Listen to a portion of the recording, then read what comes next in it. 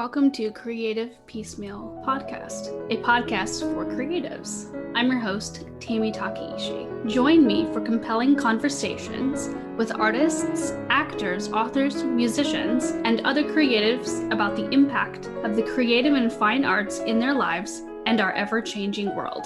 Thank you for listening.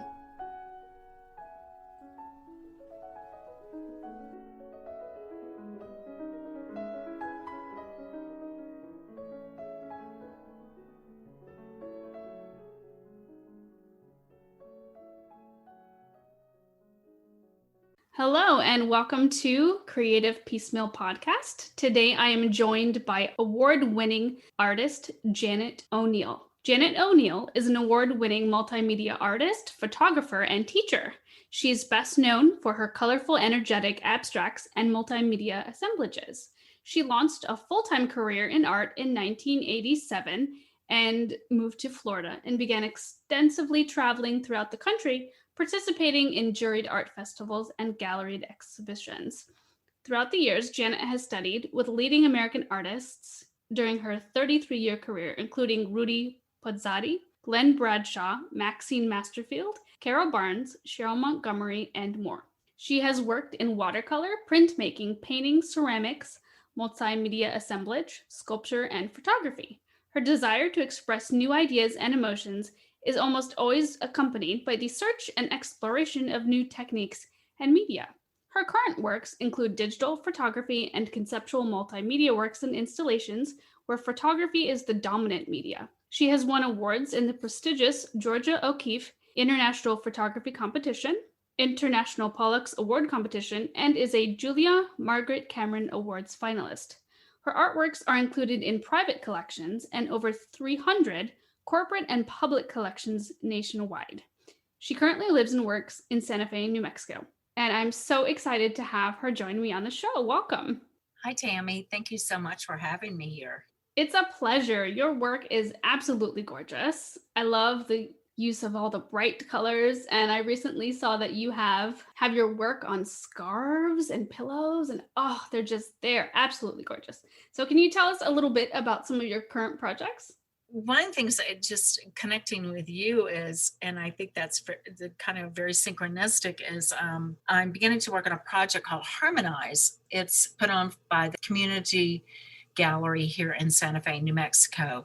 And it's about combining how artists connect with music. And so I have asked another artist to connect with me and make a song, write a piece of music about what he feels that harmonize means. So Keith is going, his name is Keith Grover, and he has written a song, and he's talking about how harmony, the yin and yang of music, and you have to have some of both. And so he's given me the song, given the music, recorded it, and I'm going to make a piece of artwork that's going to go with it. So I haven't completely figured that out. It will have some digital components and kind of a really new, exciting venture. As a musician, I'm definitely really excited to hear and see that when it's completed. It's kind of interesting how artists do music and how music affects them and all of that. There's definitely connections, throughout history. And of course, Kandinsky, who had synesthesia and visually seeing representations of music. So we're going to roll into one of our first questions, and which is always one of my favorites, which is who or what inspired you to become an artist? So I can't really say there was a who or what. I was just born with it when I was a little kid. I just loved it. My mom said that when I was like in kindergarten, I was telling people, I'm going to grow up and be an artist. So it was just kind of in my blood, and that's kind of where it started. My dad was really, really important figure in my life, in a sense of you can do anything you want to do. So that was very encouraging. And then in my later years, the abstract expressionist, or the artist, when I really started my art career, was very affected and stimulated and inspired by the abstract expressionist. I think that's great that you just knew what you wanted to be. Do you feel that it helped you in your track in life, or did you still sort of wander and weave between different things before becoming an artist? Yes, I did. Actually, I did. I did a lot of different things. I have a degree at Administration of Criminal Justice from the University of North Carolina at Chapel Hill. I was planning on going to law school, and I was very interested in the justice system and possibly being a judge, going that route. But when I got into the whole system of big college and everything, I really realized that I had a part of me that was very connected to that, but I just didn't want to follow that. But I served I spent 6 months as a deputy sheriff in North Carolina, had some really interesting things, did all kinds of things, modeling, served as a broker in real estate.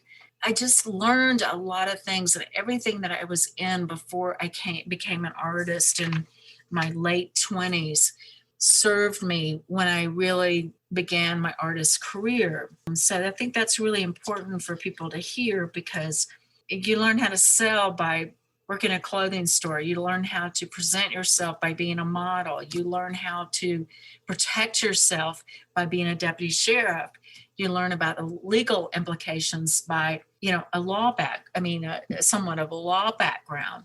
So it all affects us. It's like everything I did till the time I became an artist affected me as an artist and helped me be a better business person and be able to make a career that was successful.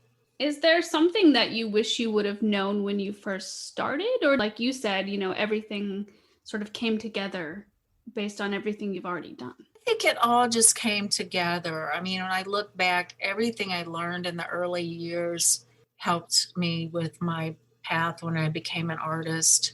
And I'm not sure if there's anything that I didn't get or didn't have. What is something that people who are familiar with your artwork wouldn't necessarily know about you or your creative process? So I have a deep spiritual life. I grew up in Southern Baptist Church in North Carolina, but I have traveled all over the world, and I have connected with a lot of different religions, and have found some wonderful connections between how all the great religions of the world are connected. And that the energy of the spiritual life really does flow through my artwork, whether it's the abstract work or whether it's more, a little more serious photography. And a lot of people don't know that. I mean, some people do, but not everybody does.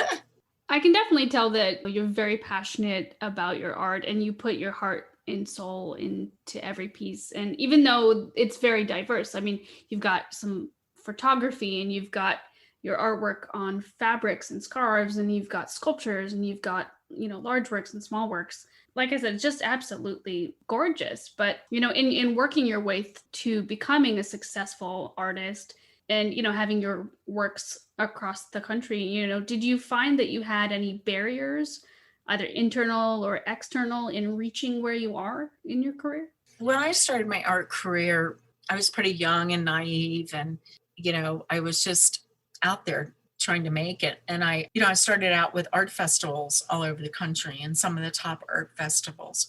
It was a really gift because I was able to do whatever I wanted to do.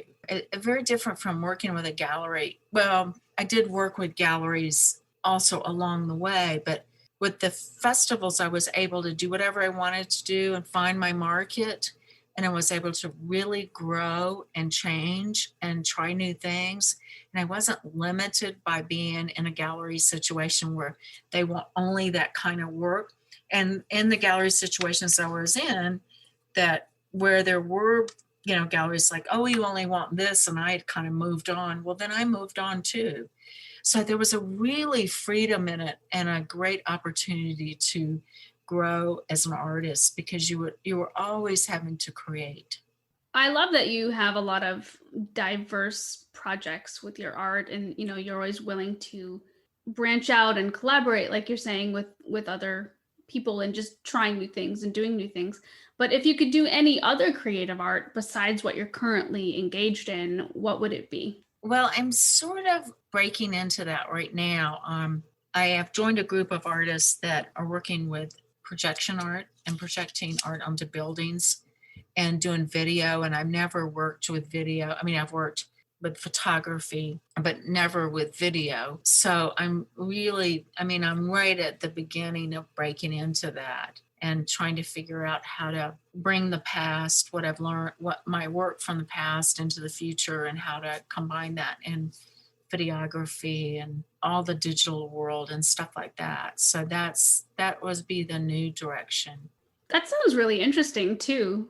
It's really very exciting. I mean, one of the things, people look at all the different things I do. It's like, you do everything. And some people say, oh, you should just limit it to this or this and get really good at it. But that's just not who I am. My path in life is to explore new things, explore the ideas that I have and explore them in new ways. So that means I'm always learning new media, always self-teaching myself in terms of new ideas and new things. And so now it's the video. I just went through a lot of years that it was about photography, and actually video is kind of a step up from photography. So it's always about growing, expanding, and taking the ideas that you have and transferring them into new media and not being afraid to do that.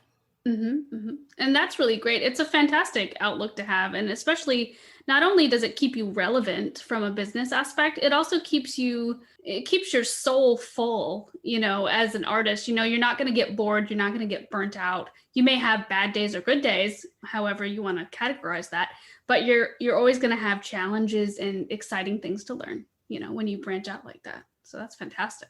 Yeah, it keeps it fresh, it keeps exciting, and there's new ways to learn and express what you need to express, because you come up with things that you need to express. And I'll talk about that a little bit here with my exhibition that I presented a couple of years ago called 1,000 Tears. That exhibition came out of my brother's passing, and he had unfortunately spent a lot of years being involved in drugs and alcohol, and I was very upset about that.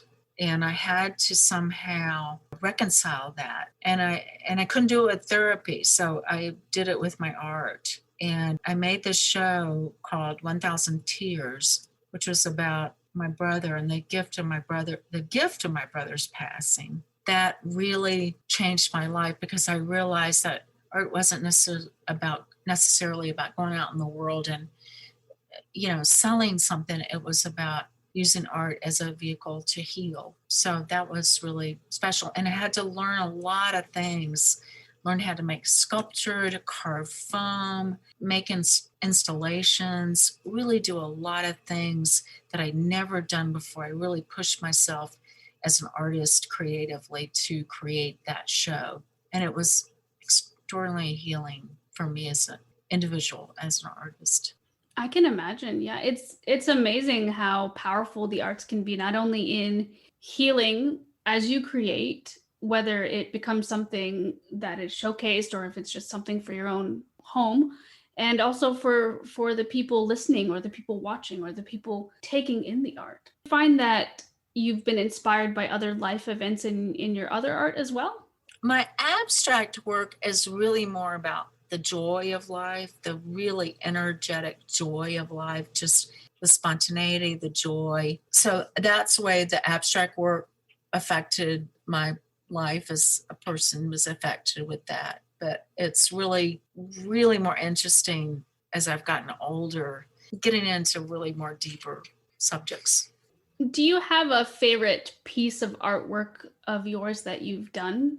I have a piece from my very early series where I was doing some handmade paper, a series called Passion, where I was doing this handmade paper and putting it on very black fabric backgrounds. So it was very stunning work, and it was work that it was early work that really connected with the passion I had for being an artist and being creative and doing this abstract work and with these fabulous bright colors against this really black fabric background. And I have a real big piece of that left. And that's probably one of my favorite pieces. I love how, even just the way you're describing it, you're just lit up with joy about the art. That work, the abstract work is about that. It really translated well. And I think that's one reason why it actually was successful, is that people were able to connect with that. The energy I was putting into it and feeling, people connected with it. So they wanted to have it. They wanted to, it'd be part of their lives. What is one of the best compliments you've ever received for your art? So most recently, I would say at this show I did, 1000 Tears, it was a photography show. And I've been studying with this wonderful teacher, Marcel Perez, at the Santa Fe Community College, and learning how to print my own photography, which to print it and make it look exactly like it is really a challenge. And when I was in Oklahoma City, there was an artist and a man who owned what he did was he printed other artists' photographs. And he couldn't believe that I printed my own photographs, because he said they were just so exquisite. It had to have been done by a professional printer. And it was just like the most incredible compliment, because I'd worked so hard and I had such a wonderful teacher. And I just wanted the work because I wanted to print my own images on these big format printers and stuff. And that's probably one of the best compliments. It's more of a technical compliment, but when you work really hard to do something like that and it really comes out, he really thought I was joking. He thought it's like, no, you didn't do that. I was like, yeah, I did do that. Those are my prints. I printed them myself. So that was probably one of the most recent things, I'll say, the compliments. And that must have been very validating as well as an artist, the fact that you took a risk and you branched out and you learned something new that you wanted to try, and it turned out really well. Yeah, absolutely. It sounds like part of your creative process is trying new things and just boldly going in different directions with your art so that you can express yourself in as many different ways as possible, which is fantastic. But I was just very curious, has your creative process been affected positively or negatively or even neutral by the pandemic? Yeah, absolutely. And actually the year leading up into the pandemic, and this is one of the things I wanted to share, that, sometimes letting the field lie fallow. I'm a major gardener. I come from a family, both sides of my mom and dad were gardening families. I grow my own organic vegetables. And there's one thing you have to do every now and then. You just have to let the fields lie fallow. You can't just keep taking and taking and taking from the from the earth. And so after I finished that show, 1000 Tears, in the fall a couple of years ago, I just didn't do a whole lot. I mean, I made some jewelry. I just stepped back and even during the pandemic, I did not do a lot. There was just not a lot happening. I stepped back and did other things. And so now that we're starting to come out of that, I'm really seeing the gift of not trying to pull from that creative well year after year after year, month after month, day after day. Sometimes you just have to let it lie fallow. It's probably one of the biggest teachings of my life as an artist, because I'm at Capricorn. I tend to go and never stop. And I think that's stopping, not completely stopping, but mostly stopping during the pandemic, during the year so before that, was a real gift, a gift of spirit. Definitely. And, it's so important. Even in music, there's rests, there's pauses, there's silence. What's interesting is, as you were speaking, I wrote down the phrase, let the fields lay fallow, because even that is poetic. I mean, that's just a gorgeous phrase right there to describe a very gorgeous and natural part of the creative process. Yeah, I think that's it. And we think we need to just keep going and keep going, but sometimes we just have to, because here's the way I feel about the creative.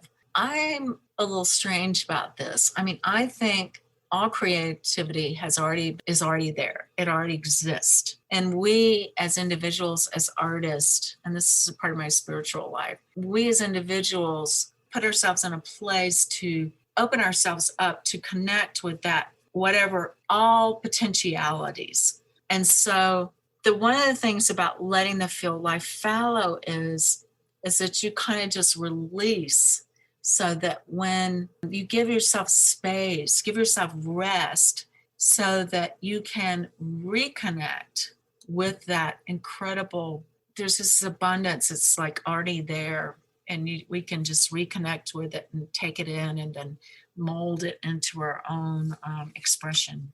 That's a very interesting viewpoint, and very beautiful to think about. To think about the potential, not only as us as artists, but also the potential that the art is in the world, and we just have to reach out and grab it and make it our own. Yeah, exactly. And you reach out and grab it, but then even when you do that, then you take it in and you just make it into something, mold it into something that's your own. But I think so much already exists. I mean, people say, you hear the thing in art is, oh, it's already been done. Everybody's done that. It's been done that. I think that's because it already exists. But there's also all kinds of other really exciting ideas and concepts that already exist. We have to just make ourselves available. And I think sometimes resting gives us a chance to step back and open to that great experiential world that's out there that already exists. And along those lines is, even if something does exist already, another artist can put a different spin on it. Like there's Absolutely. Lots of paintings of flowers, but everyone's going to have a different version of it. Exactly. I think that's also what makes art in any form so magical, is a person's individual stamp. Well, I think one of the really exciting things that I learned from the art festivals is, and I look back at that, I thought, wow, how interesting how I got my start. One of the things that I was able to do in that is that I had lots of artists come to me, and they wanted to be artists. And it's like being able to communicate with all this massive thousands and thousands, hundreds of thousands of people over a 30-year period. You were able to give people permission to be an artist, to do their work, to give it a try. And one of the most important thing is you don't have to have a diploma to be an artist. As a matter of fact, some of the worst teachers I ever had, sorry to say this, were in college. My college professors were just awful. And I learned more in my creative life and art life by studying with artists who were out there making art and practicing art than I ever learned from the teachers in college. And so many artists came up to me and it was like, oh, I have to have a degree. I have to go to school. It's like, I don't have a degree in art. I don't have a degree. I studied for a couple of years at University of North Carolina at Chapel Hill, but I don't have a degree. So there's so many things in art that people that think to be an artist, they have to get a degree. I'm here to tell you, you don't have to have a degree. You just need to apply yourself and learn and grow. That's the deal. And that makes so much sense. I mean, obviously for some people, maybe they want to get a degree, but I think the more important thing is having the passion and having the drive. And like you said, applying yourself. And, maybe that's taking a course or learning as an apprentice or something, and it's not a degree, but it's still other ways to learn so that you can express yourself the way you want to. Right. And some people need structure. Schools and universities provide structure for a learning environment. And some people really need that to learn and grow. And some people can just do it on their own. I was more of a person that did a lot of it on my own. I actually am the kind of person that really enjoys the structure, but yeah.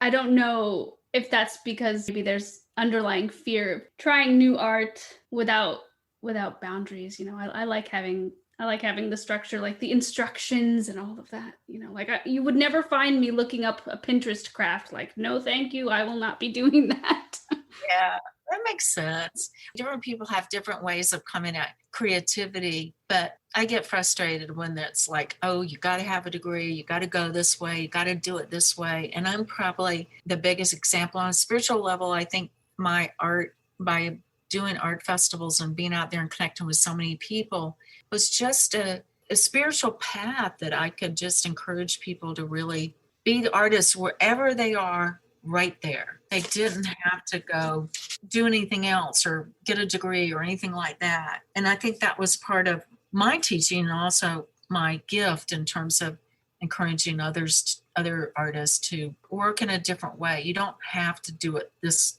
way. And that's so important. I completely agree. Not everyone's going to be able to succeed on path A, and that's okay. And there's no wrong answer if you're doing something with passion. Yeah, exactly. There's lots of paths. I guess that's what I'm trying to, there's just many paths. And encouraging artists not to get stuck in one road that they have to go that direction. There's all kinds of different paths to the artistic life, creative life. I'm sure it's the same way in music. It's got to be exactly the same way. There's definitely different paths to music for sure. Yeah. And so many different niches that a person can do, whether it's teaching music or being a professional performer. You've had a very long and illustrious career that is still growing strong. And has your life in the creative arts turned out different than you imagined? Oh, I just feel like I'm the most blessed person on the planet because that I've been able to spend so many years being creative and following the creative path. I mean, I just feel absolutely blessed. But I know that I could say that it's like, wow, I've just been so lucky. But, I've also worked very hard too. So when, the luck and the hard work come together, it's just, and I could just have the opportunity to be an artist and to continue to be an artist. Do you have any advice for people wanting to become a professional artist? Like any one piece of advice that stands out? Joseph Campbell said, follow your bliss and do what you love and get there however you have to get there. And just don't give up, but find out what that bliss is. Sometimes it takes some courage to look into your life to see what really makes you tick, what really makes you joyful, what really drives you. It's so easy to get caught up in everyday and worldly things and jobs and all kinds of stuff. Is there a time that you felt the most alive and happy about your art? And then on the flip side, a time when you felt the most defeated? There's just been so many wonderful times that just a lot. I can't say there was a specific time. I can't even say there's a specific bad time or challenging time.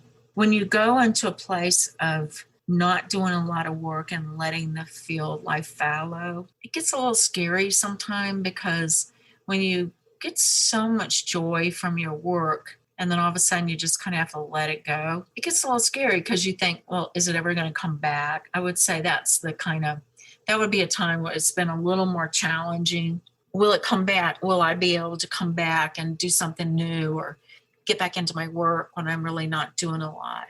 That was a little scary, a little challenging. But when I look back on it now that I'm moving out of that, I feel really glad that I took that time off. But in the midst of it, it's almost it's sort of like a dark night of the soul. You go into darkness and not being creative, and then you going into the Persephone's, the underworld, and then you've got to stay there for a while where you're just not connected, and then you come out of that in the spring. So there's a real thing about that. Scary times. Yeah, and even taking breaks from art, and it's definitely part of the process. And I can imagine, especially this last year for so many creative people, that they were probably sort of in two camps, either the doing lots of art camp or not doing lots of art camp. And I imagine it was probably just sort of a uncertain time for so many people. You really had to do some art that was just for yourself, because if you were an artist that was always given out to the world and things just come to a screeching halt, you had to kind of look at not exactly what happened to me. I still had some things going on, but for the most part, things were just really, really nothing happening.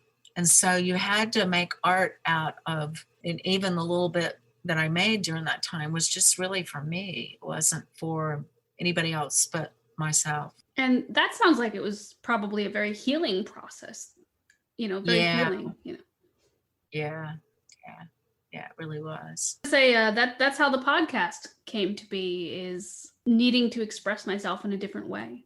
Well, I think that's the exciting thing about the pandemic, because it's actually forced people to express themselves in a different way, which is really exciting, because we've had to move out of our little worlds that were so constructed, and then into something very new and different, and try something different. So good for you. Thank Exciting, you.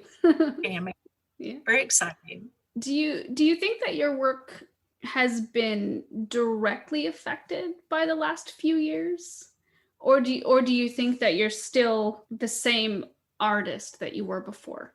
I think for me, the pandemic changed a lot of things. And something like that changes you as a person, it changes your art. But I was already in a quiet, as I talked about letting the field lie fallow, I was already doing that when we had the pandemic start. So I was already there. It's like, wasn't really anything different for me. It's like, hey, I've been doing this for a year or so, What do you hope to see happen with your art in the next couple of years? From the depth of my experience, I've always wanted my art to really affect people in positive ways and move people. So I'm hoping that the new directions will continue to do that. At my age, I actually thought that I wouldn't kind of get into this till I was like 70 or 75 or something, this type of, more into work that really wanted to make a difference in the world. It started a lot sooner than I expected. And that's kind of exciting. So I hope that the things that I do from here on out will touch people and affect people in profound ways. I imagine they will. You make beautiful art. Beautiful art. Thank you. Thanks. Is that how you would like to be remembered, as just someone who inspires others to make art? Yeah, that's really part of it. Well, inspiring people to be creative in whatever realm, and that, the people can do it. If I can do it, lots of other people can do it. And then touching people with the work, the specific work project we're beginning to work on right now is called Projecting Gratitude. And I'm in a artist group that are mostly photographers, but multimedia artists. And we're doing a bunch of videos that are going to be projected on the hospitals and different places, hopefully definitely in hospital, about gratitude for the workers. And so there's a real spiritual connection there for me in terms of the people that have served us during the pandemic, and working with these other artists to put together some really creative stuff to inspire the community, to uplift, and to be in great gratitude for all of the essential workers that have done wonderful things for us and been there for us during these times. So it's almost really kind of taking talent and what we've learned and giving it back to the community to uplift the community. That sounds really lovely. Is that going to be across your home state or across the country? We are starting it here at one of the hospitals, Presbyterian in Santa Fe, New Mexico, and we're hoping to expand it, not just about the hospital workers, but to the firemen and the grocery store workers, to include many different areas in the community. And since the whole group are photographers, and we're putting together video, and we're going to be shooting it onto buildings, hopefully all over Santa Fe, and who knows where it'll go. Maybe Albuquerque. Presbyterian has some more facilities down there, so we'll possibly be doing the videos down there too. That sounds really fantastic. I'm sure very appreciated. Yeah, they're really excited. So we're really excited about taking our creative potential and sharing it in a way with the community and way of gratitude, which is one of the highest spiritual things you can love. And gratitude is just right up there with the most positive energies that we can possibly project. Very true. So I know you've got a lot of great projects coming up, but if you were to have no limitations and an unlimited budget, what would be something that you would do? Whatever the project would be, I would want to have the funds to be able to fund a lot of artists. Like if we had visions to produce projects or videos or whatever we did, to have the money to pay a lot of artists to be involved in that. That would be my most important wish, to be able to do that, because then it's not just about me, it's about my creativity connecting with other creativity artists and providing jobs and providing opportunities for other artists to have good livings. That sounds like a wonderful wish for sure. Yeah. Before we go, what does it mean to you to live a creative life? So the creative life is in everything that I do, whether I'm cooking or gardening or buying clothes or dressing myself or doing my regular artwork. Everything that I participate in my life has some form of creativity to it, just everything.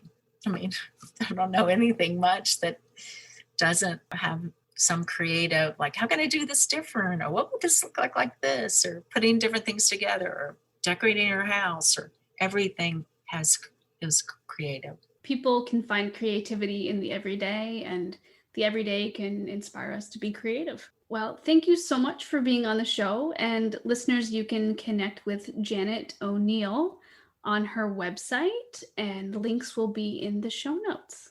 Thanks for listening to the podcast. Like the show? Have a question? Stop by the Facebook and Instagram pages. Links are in the show notes, or search for Creative Piecemeal Podcast on social media and click follow for all the latest.